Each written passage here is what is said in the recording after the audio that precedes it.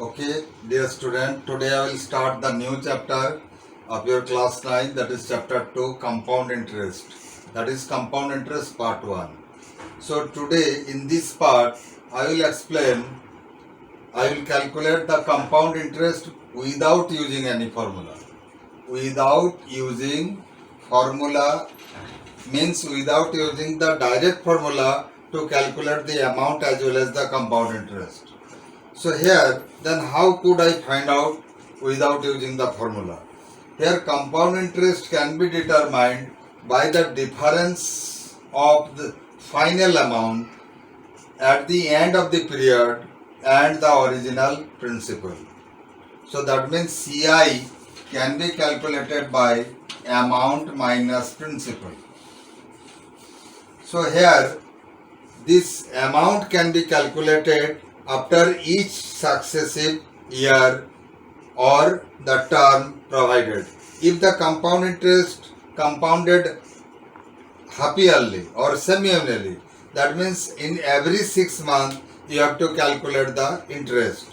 And while calculating the interest, you have to use the formula of your simple interest. Interest can be calculated by P into R into T by 100. So after finding the interest, then you have to write that amount at the end of say half year or at the end of the year, first year, second year, third year, then at the end you have to that is your principal plus that is your interest. Then this amount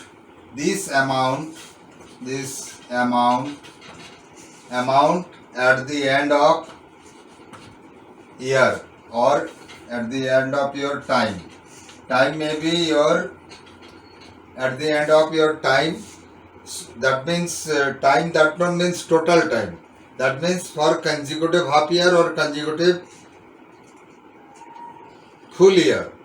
That means in this, after finding the amount, that you have to add the interest with your principal to get the amount. Then this amount will be the principal for next term, that is either next half year or next year. So this amount will be the principal for next term, or you can say year. Next year will be in this way, after every successive term, year or half year, you have to calculate the interest added with your principal to find out the amount, and that amount will be the principal for the next year or next half year. Okay, clear? So let us perform some.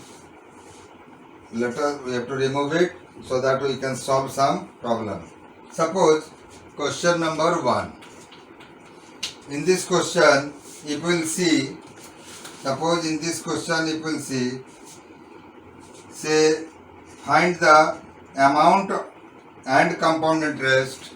Suppose find the amount and compound interest, find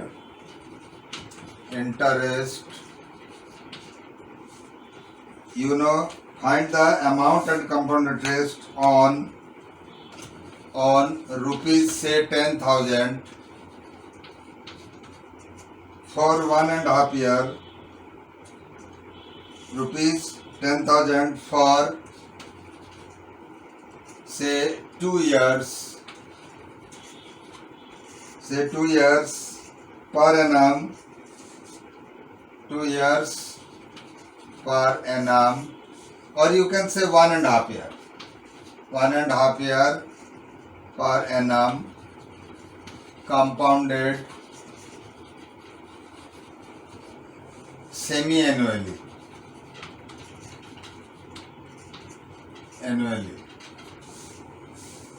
So here your principal is your 10,000 time is your 1.5 year at the rate of compounded semiannually at the rate of say 10%. So this is the question. So for that you just write given part, given principal, that means the original principal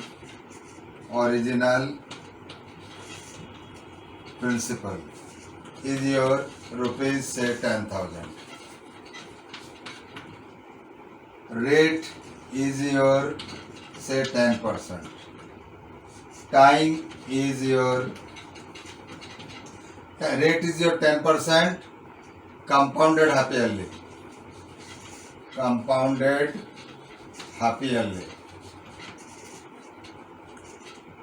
10% per annum compounded. This is 10% per annum, but compounded half yearly. And time is your 1.5 year.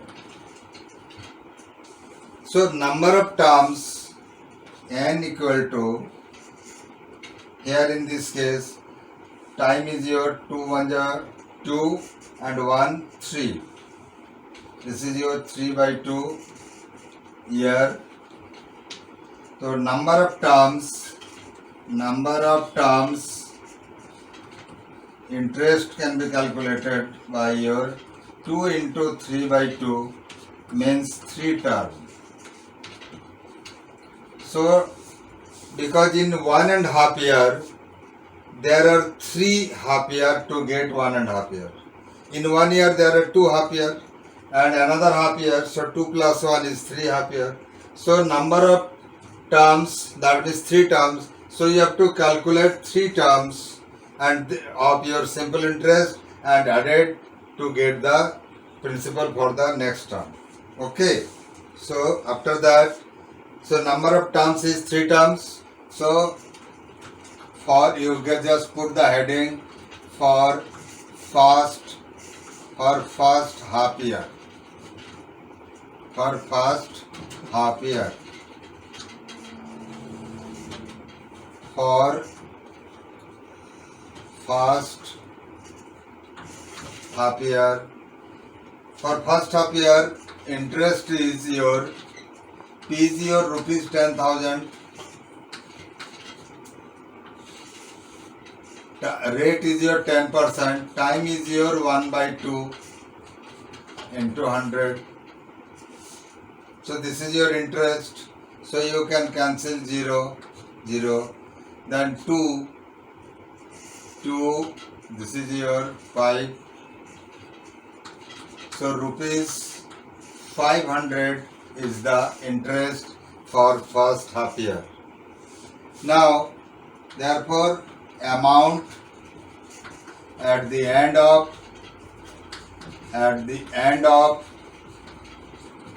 first half year. Amount at the end of first half year is your rupees 10,000 plus rupees 500. So that means this is your rupees 10,500. So for second half year, or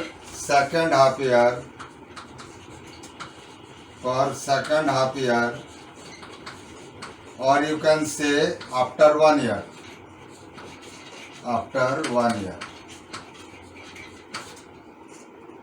For second half year, put the heading.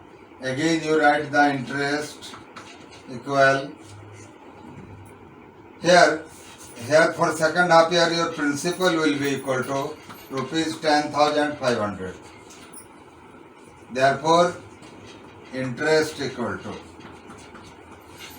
rupees 10,500 into 10 into 1/2, then again 100. So here 0 0 cancel, 2 5 10, Then on multiplying 105 into 5, 5, 2 and again 515. So rupees 525 will be the interest at the end of second half year, because here the principal is increased. So therefore amount at the end of 1 year equal, so your principal is 10,500 plus rupees 525.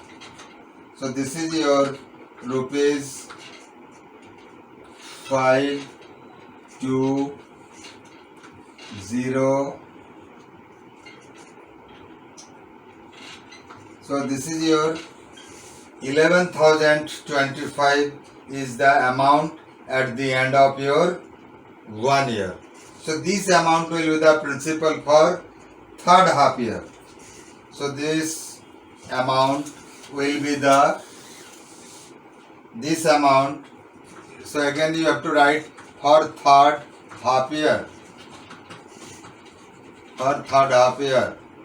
Here interest principal is your rupees 11,025. So therefore interest will be your rupees 11,025 into your 10 into 1 by 2. This is your 100. So 1010 cut. Now you just divide 2 with this. This is your 2, 5, 10, 1, 11, again 2, 5, 10. So 2, 1 is 2. So 2, 2 is 5. So this much. Then there is another 10 also. So that means final your answer will be rupees 551.25. Rupees 551.25 because of this zero present in the denominator. So then amount at the end of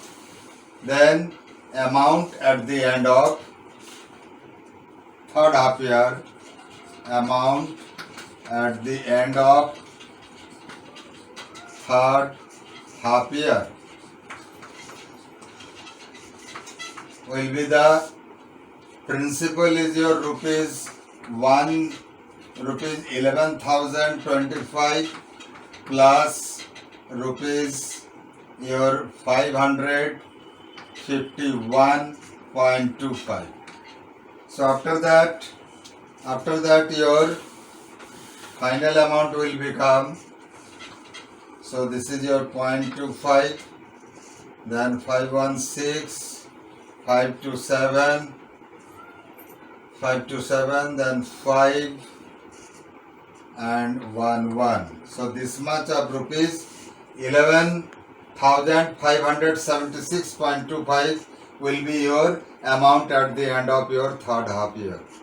So this is your one part of your answer, final amount. So therefore CI will be, CI can be calculated by rupees 11,576.25 minus original principal is your rupees 10,000. So if you will subtract, what you will get? You will get the compound interest, that is your 1,576.25 rupees. This is your CI. So you have got it. So this is how we can find out if there is not half year, say it is 2 years, and compounded annually. That means you have to calculate the interest once in a year. In this way also you can solve it. Okay. So in my next video I will come with your value, how to calculate with using the formula. So various formula I will explain you in my next video, that is on your video part 2. So in this way, for semi-annually you have to calculate the interest for every consecutive half year, or if it is compounded annually, then you have to calculate the interest once in a year. And then the amount at the end of the year, whatever you will get, that will be the principal for the next year, and so on. In this way you have to calculate. Clear? And at the last, if compound interest is to be determined, then final amount minus the original principal will give you the interest of your, that is the compound interest for the whole period. Clear? Okay, bye.